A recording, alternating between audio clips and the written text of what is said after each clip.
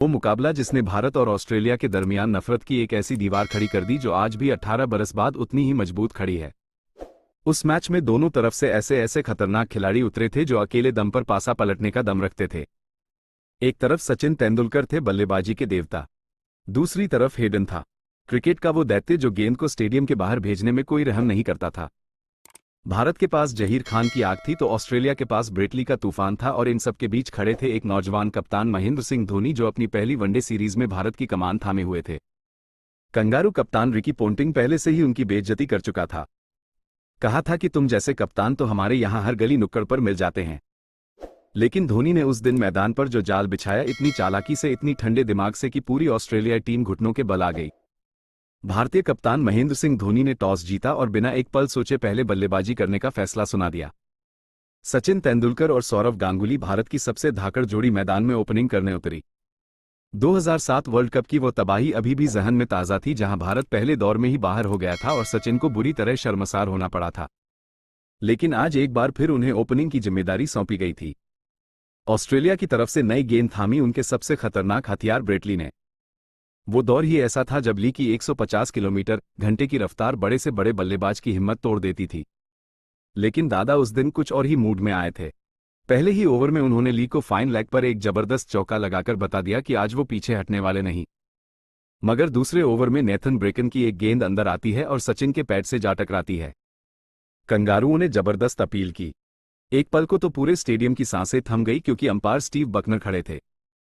वही बकनर जिन्हें सचिन का सबसे बड़ा दुश्मन माना जाता था। लगा कि उंगली उठना तय है, लेकिन उस दिन बकनर ने नॉट आउट दे दिया और सचिन पहला जीवनदान पाकर बच गए। इसके बाद ब्रेटली ने अपनी रफ्तार का पूरा हथौड़ा चलाते हुए सचिन को लगातार परेशान किए रखा। एक गेंद लेग साइड पर वाइड होकर चौके तक पहुंच गई, लेकिन इसके बावजूद कंगारू गेंदबाजों ने दोनों भारतीय ओपनरों पर ऐसा शिकंजा कसा था कि रन निकलने बंद हो गए थे। तभी एक बार फिर सचिन मुसीबत में फंसते दिखे। ब्रेटली की गेंद बल्ले का किनारा लेकर सीधे विकेटकीपर के दस्तानों में समा गई। कंगारुओं ने आसमान सिर पर उठा लिया, लेकिन अंपायर शास्त्री ने हाथ नहीं उठाया और सचिन को दूसरी बार जीवनदान मिला। 5 ओवर बाद भारत का स्कोर मात्र 13 रन था, लेकिन छठे ओवर में दादा ने एक लाजवाब कवर ड्राइव खींचकर बाउंड्री निकाली और थोड़ी राहत की सांस ली, और फिर उसी ओवर की आखिरी गेंद पर ऑफ साइड पर एक और धमाकेदार चौका जड़ दिया। यही तो वजह है कि उन्हें ऑफ साइड का भगवान कहते हैं। कंगारुओं को उस दिन ये बात अच्छी तरह समझ आ गई। 7वें ओवर में किस्मत ने एक बार फिर सचिन का साथ दिया। ब्रेटली की गेंद पर एलबीडब्ल्यू की इतनी दमदार अपील हुई कि अंपायर शास्त्री पर दबाव साफ दिखा, लेकिन उन्होंने नॉट आउट दिया। रिप्ले देखने पर पता चला कि गेंद सीधे स्टंप्स में घुस रही थी। अगली ही गेंद पर ली ने शॉर्ट पिच डाली। सचिन ने शॉट खेलने की कोशिश की, लेकिन गेंद हवा में उड़ चली। 3 कंगारू खिलाड़ी दौड़े और गेंद तीनों के बीच में धरती पर गिर गई। चौथी बार सचिन आउट होते होते बाल बाल बचे। कंगारू गेंदबाजों ने दोनों भारतीय ओपनरों को पूरी तरह जकड़ रखा था। 10वें ओवर में जॉनसन की एक गेंद पैरों पर आई तो दादा ने उसे चौके के लिए भेज दिया। मगर इस सब के बाद भी 10 ओवर की समाप्ति पर भारत का स्कोर महज 34 रन था और क्रिकेट के देवता सचिन तेंदुलकर 29 गेंदों पर सिर्फ 4 रन। ऑस्ट्रेलिया जैसी टीम के खिलाफ इतनी डरावनी शुरुआत के बाद जीत का ख्याल ही जैसे गायब हो गया था। सचिन आज बिल्कुल लय में नहीं दिख रहे थे। इसलिए गांगुली ने खुद मोर्चा संभाला और तय कर लिया कि आज वह कंगारुओं को चैन से नहीं बैठने देंगे। पहले ब्रेकन को एक लॉफ्टेड ऑन ड्राइव मारा और फिर आगे बढ़कर उसी की गेंद को पॉइंट के ऊपर से दंदनाते हुए चौके के लिए भेज दिया, और इसी के साथ भारत के 50 रन भी पूरे हो गए। अब दादा जॉनसन की 150 किलोमीटर घंटे की गेंदों को भी आगे निकलकर खेल रहे थे। पहले कवर के ऊपर से लॉफ्ट किया, फिर फ्लिक करके फाइन लेग पर एक और चौका ठोक दिया। पूरा स्टेडियम दादा की इस दबंग बल्लेबाजी पर झूम रहा था और आखिरकार 15वें ओवर में सचिन ने भी होप की एक गेंद पर कट खेलते हुए अपनी पारी का पहला चौका जड़ दिया। 15 ओवर के अंत में भारत का स्कोर 68 रन था। दोनों बल्लेबाज अब पूरी तरह जम चुके थे और धीरे धीरे रफ्तार पकड़ रहे थे। मगर 20वें ओवर में होप की गेंद पर गांगुली 41 रन बनाकर विकेट के पीछे कैच हो गए।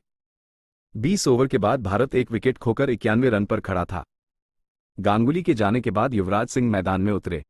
अब आक्रामक बल्लेबाजी की पूरी जिम्मेदारी सचिन के कंधों पर आ गई थी और उन्होंने अगले ओवर की पहली ही गेंद पर कट करके एक शानदार चौका जड़कर यह साबित भी कर दिया। सचिन को तेजी से रन बनाते देख पोंटिंग ने ब्रेटली को वापस बुलाया, लेकिन सचिन ने उसे एक लाजवाब कवर ड्राइव का चौका लगाकर जवाब दे दिया कि अब वो किसी से नहीं डरते। दूसरी तरफ युवराज को उलझाने के लिए पोंटिंग ने ब्रैड हॉक को लाया, लेकिन यूवी ने पैडल स्वीप करते हुए एक नायाब चौका जड़ दिया।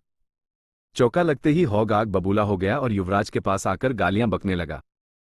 लेकिन अपने घर के मैदान पर खेल रहे युवराज ने उसकी एक नहीं सुनी। पहले कट करके पॉइंट पर एक धमाकेदार चौका लगाया और फिर स्वीप खेलकर एक और कड़ाकेदार बाउंड्री निकाली। उस कंगारू गेंदबाज की बोलती बंद हो गई। औकात याद दिला दी युवी ने। 31 ओवर के बाद भारत एक विकेट खोकर 145 रन पर था और दोनों बल्लेबाजों के बीच 54 रन की तेज साझेदारी हो चुकी थी। अगले ओवर में सचिन ने 2 रन दौड़कर अपने वनडे करियर की 84वीं अर्धशतक पूरी कर ली 91 गेंदों पर, और अब जरूरत थी रफ्तार की, जो सचिन ने अगले ही ओवर में साइमंड्स को कवर में एक शानदार चौका जड़कर दिखाई। इसी चौके के साथ भारत के 150 रन भी पूरे हो गए। अगले ओवर में पहले युवराज ने ब्रेकन को कट करके चौका मारा। फिर सचिन ने पैडल खेलते हुए एक और बाउंड्री निकाली। दोनों बल्लेबाज मिलकर कंगारुओं की खबर ले रहे थे। अगले ओवर में युवराज ने एक बार फिर साइमंड्स को स्वीप करते हुए चौके के लिए भेजा। कंगारू गेंदबाज बिलबिला उठे थे। 35वें ओवर में भारत 172 रन तक पहुंच चुका था। लेकिन अगले ही ओवर में युवराज ने एक बड़ा शॉट खेलने की ललक में होप की गेंद को हवा में उछाल दिया और पोंटिंग ने कैच लपक लिया। अब मैदान में उतरे भारत के कप्तान MS धोनी और सचिन धोनी की जोड़ी ने मिलकर ऑस्ट्रेलिया गेंदबाजों की वो कुटाई शुरू की जो देखने लायक थी। 40वें ओवर में सचिन ने होप्स को एक लाजवाब पैडल स्वीप से चौका लगाया और फिर उसी ओवर की 5वीं गेंद पर धोनी ने अपनी पूरी ताकत झोंकते हुए एक कड़ाकेदार स्ट्रेट ड्राइव मारी। गेंद गोली की रफ्तार से सीमा रेखा के पार चली गई। धोनी अब पूरे तेवर में आ चुके थे। 40 ओवर के बाद भारत 2 विकेट खोकर 202 रन पर था। 41वें ओवर की पहली गेंद पर सचिन ने थर्ड मैन पर स्कूप खेलते हुए एक और चौका जोड़ा और फिर चौथी गेंद पर धोनी ने ऑन ड्राइव के जरिए एक दमदार बाउंड्री निकाली। चौका लगते ही जॉनसन बौखला गया और धोनी को यॉर्कर मारी, लेकिन धोनी ने उसे भी स्ट्रेट ड्राइव से चौके में बदल दिया। दोनों बल्लेबाज मिलकर कंगारुओं की धज्जियां उड़ा रहे थे। 41 ओवर के बाद भारत 216 रन पर था और मैच पर भारत की मजबूत पकड़ बन चुकी थी। मगर ठीक अगले ओवर में सचिन बेहद अफसोसनाक तरीके से रन आउट हो गए, 119 गेंदों पर 79 रनों की एक जांबाज पारी खेलकर। सचिन के जाने के बाद राहुल द्रविड़ मैदान में उतरे, लेकिन रन आने की रफ्तार एक बार फिर थम गई। 45 ओवर बाद भारत 3 विकेट खोकर 235 रन पर था। 46वें ओवर में द्रविड़ ने एक लॉफ्टेड ड्राइव से अपनी पारी का पहला चौका लगाया और फिर अगली ही गेंद पर गजब की टाइमिंग से एक और बाउंड्री निकाली। काफी देर से खामोश बैठे भारतीय दर्शक अब एक बार फिर जोश में आ गए। लेकिन उसी ओवर की 5वीं गेंद पर द्रविड़ बोल्ड हो गए। अब रॉबिन उथप्पा मैदान में उतरे, धमाकेदार बल्लेबाजी के लिए जाने वाले। आते ही उन्होंने हॉक को लॉफ्ट करते हुए मिड विकेट पर चौका जड़ दिया। 47वें ओवर के बाद भारत 254 रन पर पहुंच चुका था। 48वें ओवर में उथप्पा ने आगे बढ़कर ब्रेकन को भी एक चौका लगाया। रन तेजी से आ रहे थे। अब भारत की पारी की आखिरी 12 गेंदें बची थी। 49वां ओवर था इस दुनिया के सबसे खौफनाक गेंदबाज ब्रेटली के हाथों में। लेकिन उथप्पा ने आगे निकलकर पहली ही गेंद पर कवर पर एक दंदनाती चौका जड़ दिया। ली की 150 किलोमीटर घंटे की गेंदों को उथप्पा ऐसे आगे बढ़कर खेल रहे थे जैसे सामने कोई स्पिनर गेंद डाल रहा हो, और ब्रेटली को इतना खतरनाक शॉट मारा कि गेंद सीधे अंपायर के बगल से निकलती हुई चौके के लिए चली गई। अंपायर भी उस शॉट से बाल बाल बचे। 49 ओवर के बाद भारत 271 रन पर था। 50वें ओवर में उथप्पा ने फिर आगे बढ़कर ब्रेकन की गेंद पर लॉफ्ट करते हुए चौका ठोक दिया। कंगारू गेंदबाजों का सारा घमंड उथप्पा ने जमीन पर धो दिया था। इसके बाद एक पुल शॉट और एक और चौका। पारी की आखिरी 2 गेंदों पर धोनी क्रीज पर थे। 5वीं गेंद पर आगे बढ़कर एक चौका लगाया और फिर पारी की अंतिम गेंद पर धोनी ने वो शॉट खेला जो उनकी पहचान है, हेलीकॉप्टर शॉट। गेंद सीधी स्टेडियम के बाहर गई। इसी के साथ 35 गेंदों पर उनकी अर्धशतक भी पूरी हो गई। धोनी और उथप्पा की इस विस्फोटक साझेदारी की बदौलत 50 ओवर में भारत ने 291 का विशाल स्कोर खड़ा कर दिया था। ऑस्ट्रेलिया को जीत के लिए 292 रन चाहिए थे। लक्ष्य का पीछा करने मैथ्यू हेडन और एडम गिलक्रिस्ट उतरे। क्रिकेट इतिहास की सबसे खूंखार ओपनिंग जोड़ियों में से एक जो जहां जाते थे तबाही मचाते थे। जहीर खान ने शुरुआत में अपनी स्विंग से दोनों को थोड़ा परेशान जरूर किया, लेकिन तीसरे ओवर में हेडन ने जहीर को एक कड़ाकेदार चौका जड़ दिया। अगले ओवर में गिलक्रिस्ट ने RP सिंह को एक लाजवाब चौका मारा। फिर गिलक्रिस्ट ने जहीर को पुल करके चौका जोड़ा और उसी ओवर की 5वीं गेंद पर हेडन ने भी एक शानदार चौका ठोक दिया। ये जोड़ी खूंखार भेड़ियों की तरह भारतीय गेंदबाजों का शिकार कर रही थी। 5 ओवर में ऑस्ट्रेलिया 35 रन पर था। गिलक्रिस्ट लगातार छोटी गेंदों पर पुल खेल रहे थे। धोनी ने यह देखा, दिमाग लगाया, स्क्वायर लेग बाउंड्री पर फील्डर खड़ा किया और RP सिंह को शॉर्ट गेंद फेंकने का इशारा किया। गिलक्रिस्ट धोनी के बिछाए जाल में सीधे आ फंसे, पुल किया और ठीक वहीं स्क्वायर लेग पर खड़े जहीर खान के हाथों में कैच दे बैठे। ऑस्ट्रेलिया को पहला झटका लगा। अब कप्तान रिकी पोंटिंग मैदान में उतरे। उस दौर की ऑस्ट्रेलियाई टीम की सबसे बड़ी खासियत यही थी, विकेट चाहे गिरे रफ्तार नहीं रुकती। हेडन ने उसी जोश को बरकरार रखते हुए 8वें ओवर में आरपी सिंह को 2 धमाकेदार चौके लगाए और फिर जहीर को कट करते हुए एक और बाउंड्री निकाली। भारत अभी हेडन को रोकने का रास्ता ढूंढ ही रहा था कि पोंटिंग ने ताबड़तोड़ हमला बोल दिया। आरपी सिंह को 3 लगातार चौके मारे, एक से बढ़कर एक। 10 ओवर के बाद ऑस्ट्रेलिया 75 रन पर पहुंच चुका था। 11वें ओवर में हेडन ने आगे निकलकर जहीर को एक गगनचुंबी छक्का मारा, फिर चौका भी जोड़ा। कंगारुओं की यह बेलगाम बल्लेबाजी देखकर धोनी जैसा शातिर कप्तान भी कुछ देर के लिए बेबस नजर आया। इरफान पठान लाए, चौके लगे। फिर हरभजन लाए, उनके साथ भी वही हुआ। गांगुली को गेंद थमाई, कंगारुओं ने उनकी गेंदें भी बाउंड्री से बाहर भेज दी। 18 ओवर में ऑस्ट्रेलिया 122 रन पर था और दोनों बल्लेबाज ऐसे खेल रहे थे जैसे 40 ओवर में ही मैच खत्म कर देंगे। दोनों लगातार आगे बढ़कर खेल रहे थे, इसलिए धोनी ने इरफान की गेंदबाजी पर विकेट के एकदम ऊपर आकर खड़े होने का फैसला किया और 19वें ओवर की दूसरी गेंद पर धोनी ने पलक झपकते पोंटिंग को स्टंप कर दिया। किसी को भरोसा नहीं हुआ। स्टेडियम में एक पल के लिए सन्नाटा छा गया। तीसरे अंपायर ने बार बार रिप्ले देखा और फैसला आया कि पोंटिंग का पांव रेखा के ऊपर था। आउट। पोंटिंग हमेशा की तरह गुस्से में थे जैसे नॉट आउट हो, लेकिन रिप्ले ने सच बोल दिया। धोनी की शातिर कप्तानी और बिजली जैसी विकेट कीपिंग ने भारत को दूसरा अहम विकेट दिला दिया था। पोंटिंग के जाने के बाद माइकल क्लार्क आए और आते ही इरफान को एक खूबसूरत चौका लगाया, लेकिन अगले ही ओवर में हरभजन ने क्लार्क को अपनी फिरकी के जाल में फंसाकर कॉट एंड बोल्ड कर दिया और चंडीगढ़ के स्टेडियम में भारतीय दर्शकों का शोर आसमान तक पहुंच गया। मगर अब मैदान में उतर रहा था वो खूंखार भेड़िया एंड्रयू साइमंड्स, जो किसी भी गेंदबाजी आक्रमण के लिए काले साए से कम नहीं था।